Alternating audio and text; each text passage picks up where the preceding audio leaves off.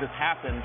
Very chippy game, some very ugly hits, but certainly nothing that would call for that. 21-7 is your final, and a really crucial win for the Browns and a tough loss for the Steelers. 4-6. After the game, Browns wide receiver Odell and Jarvis Landry, they joined our Thursday Night Football postgame set, and they talked about the incident. The end of the game, I mean, what happened? Don't really know, but, obviously whatever happened, it was definitely disappointing and embarrassing. But we don't know what happens next now, so we'll see. And once I saw punches, that's when, I knew it was pretty serious. And, again, we need everybody to go on this trip that we're trying to take. So we'll see what happens, but, we just got to be smarter. It's not good for us, and where we're trying to go and the direction that we've been going, it's just bad. It's just bad. We need everybody to make this run. This is, as I'm seeing it now, it's really bad. And I hate to be like, you got to take it and learn from it, but at this point, that's all you could do, man. Baker Mayfield said it hurts the team. So Ian Rappaport joining us now to give an update on what we can maybe expect. It was an unfortunate ending to the Steelers-Browns game. What can you tell us about some repercussions that might take place even today?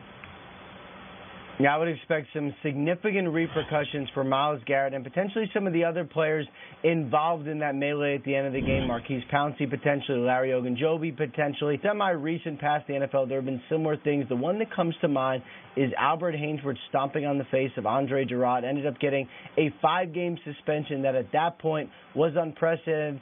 Since that point, we've seen Vontaze Burfict get suspended through the balance of the season, and now a potential likely suspension for Myles Garrett. And what's interesting here, guys, obviously we're talking about football.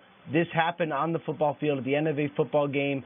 But Tim Younger, the agent for Mason Rudolph, tweeted late last night that he is going to be reviewing this matter with a potential eye toward a criminal charge for Myles Garrett. Here's the tweet right here. The matter will be reviewed thoroughly. Said tonight could have had a catastrophic ending. Certainly he is right about that.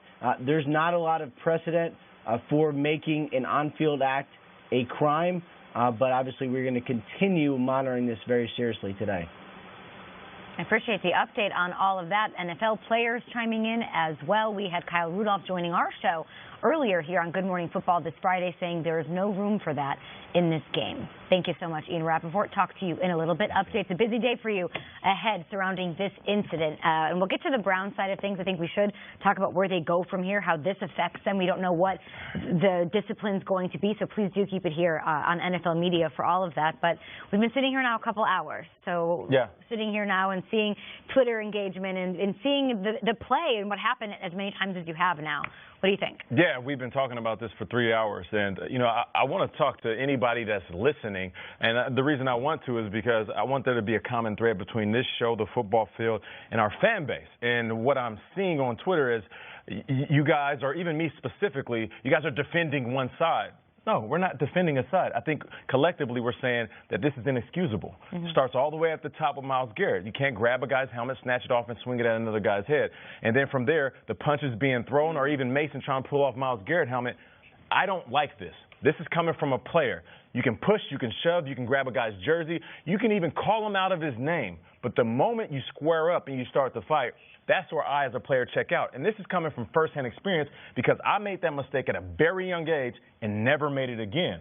So we need to figure out a way how to dissolve these situations. Yeah, this one seems a little different, right? I'm hearing a lot of unprecedented. I've never seen this before from you two. I had a text from an NFL executive earlier this morning saying it's the most egregious act he's ever seen in 35 years of football. So I think it's different than squaring up, Nate. I think when you use the helmet as a weapon, it's the cardinal sin. It's a no-no. And you think about all the progress the NFL has made for health and safety, and to wake up this morning and us be talking about that instead of the fact the Browns beat the Steelers for the first time since 2014. Instead of the fact that the Browns are now beating the Steelers and the Ravens for the first time ever since 1999, moving back to Cleveland. To me, it is one of these deals where there's a whole crowd of, hey, Mason Rudolph started it. Let's wait for that for another time. Like, Myles Garrett needs to come out. He needs to take this one, and he needs to stand up, and the league needs to stand up and have a statement soon, because I feel like this was an egregious act on national television, and it's not just a football story now. It is a national story. On the local news, and I was getting my makeup done this morning. Absolutely right. And to me, it's a rare thing. And you say it could happen, and I understand if you're a player's perspective, you will have the priority in this conversation. For me, though, just watching as a bystander and as a guy who's been on the sidelines, it did feel like this was earth-shattering in a very unique situation. We've seen so many scraps. We've seen so many guys fight and tussle in training camp and in practice and games, and I just don't remember seeing the helmet swung and landed like this. It's the equivalent of like there's a street fight going on in an alley and then someone shows up with a weapon. And it just, there's a safety in helmets. There's a reason in every football game someone doesn't get beat up. They're in full pads with a steel cage face mask.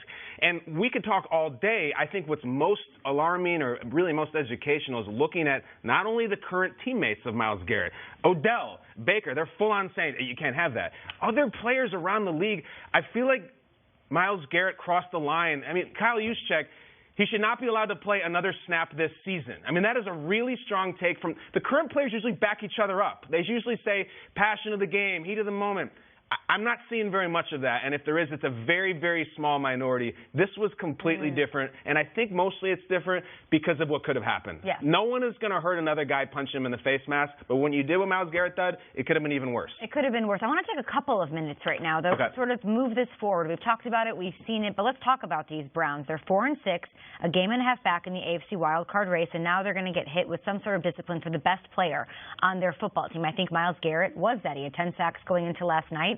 He's the heart of that defense. I'm looking at you, Nate, because you keep talking about things that happened in your past. I don't think there's anything in On that your moment past that I can team, really say to calm you down. had a guy who, the reality is, and some of his things that he did on the field overshadowed a lot of what was going on. I'm talking about Sue.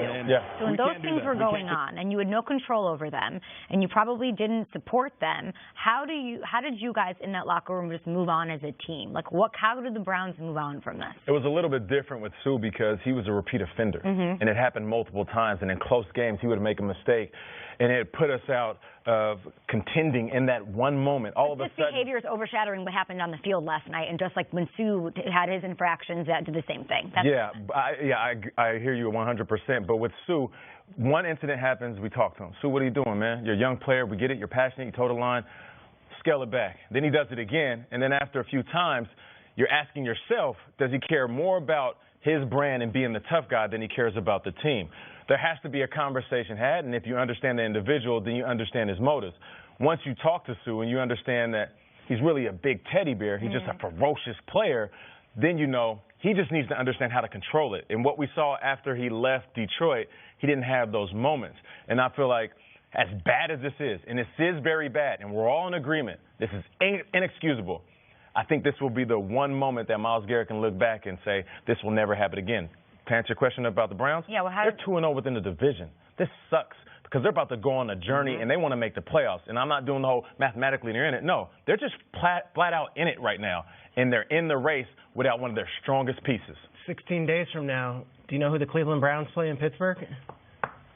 The Steelers. They see each other in less than 2 weeks. Wow. They play again, or 2 weeks. To me, it's a fascinating thing in the AFC North right now. It has bigger implications.